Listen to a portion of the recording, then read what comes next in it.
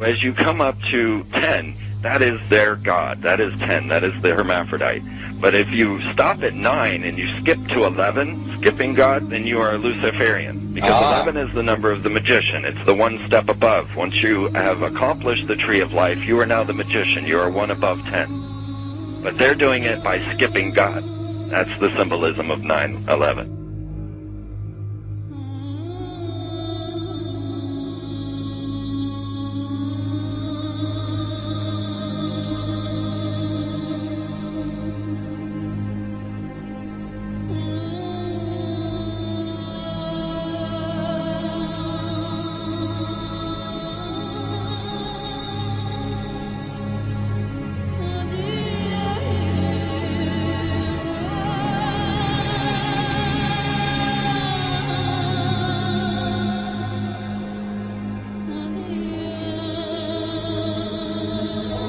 It is a big idea, a new world order.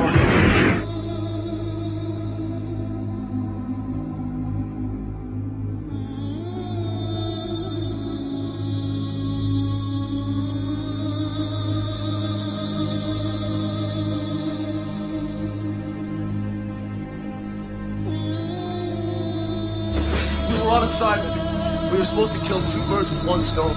In Fight Club, Project Mayhem destroys a giant bronze spherical sculpture. This seems an obvious reference to the sphere at the World Trade Center complex. Trust me. Everything's gonna be fine. In a pivotal scene reminiscent of 9/11, we see the destruction of skyscrapers and the change of a skyline. Second anniversary of the 9/11 attack on the World Trade Center, George Bush asked for an $87 billion increase in military spending.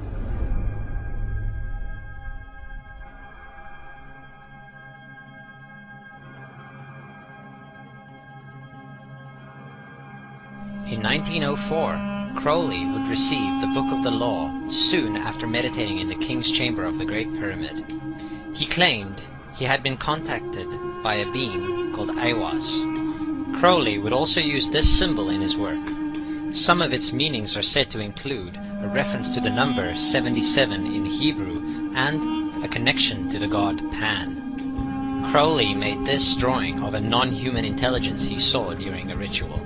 Synchronous 23 has made the connection between Aiwass and the Wizard of Oz, and has further pointed out the similarities between Crowley's grey alien-like drawing and the depiction of the projection of the Wizard of Oz in the film version. The much overlooked theory has been put forward on the internet that when we are looking at George W. Bush, we are actually seeing Aleister Crowley's grandson. I have suggested that this video footage of George W. Bush reading The Pet Goat, coinciding with the start of the 9/11 mega ritual, is in fact a dedication of the 9/11 mega ritual to the great god Pan by Aleister Crowley's grandson.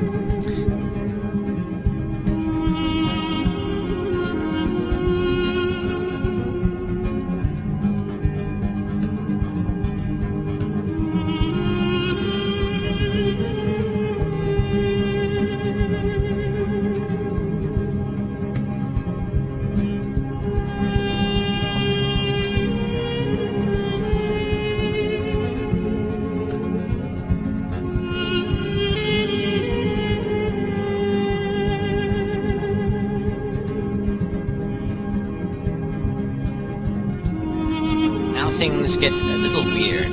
This is the 1978 version of The Wizard of Oz, The Wiz. Again, we see the Emerald City connect to New York. On arriving at the end of the Yellow Brick Road, Dorothy and her companions go through the circular portal. Through the door, we see 3 pyramids. Behind the pyramid shape, in between the pyramid pillars of the World Trade Center, we see the sphere, the representation of the Kaaba.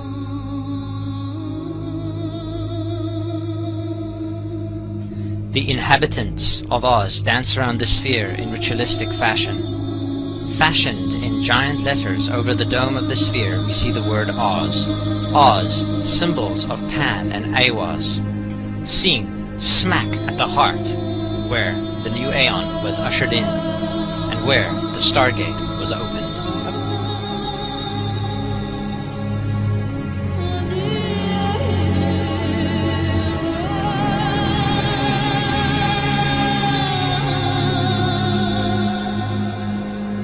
Between the Twin Towers is called the Spherical Caryatid. It was made by artist Fritz Koenig and was nicknamed the Sphere. We see that Koenig made this thing in Bavaria, the same place where the Illuminati was founded.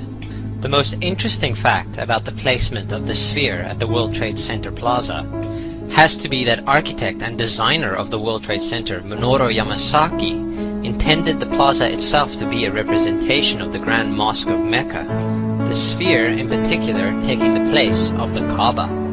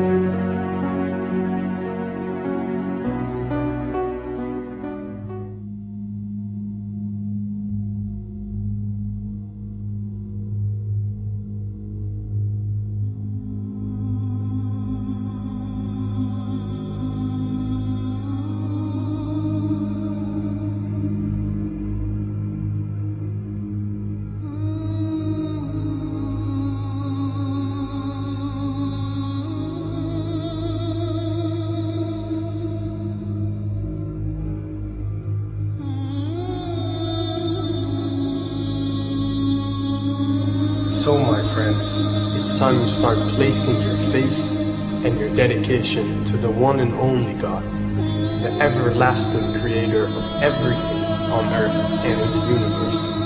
He is greater than anything our minds can comprehend. Do you know how many times Muslims are required to circle the Kaaba when they visit it? 7 times, each counterclockwise. Would you like to know why? You see, what binds us as humans to this life and to this dimension and to this earth is the limits of time and space. We are bound to this dimension and this reality through time and space. Hence, if one wants to leave this dimension or leave this reality, he needs to break away from time and space.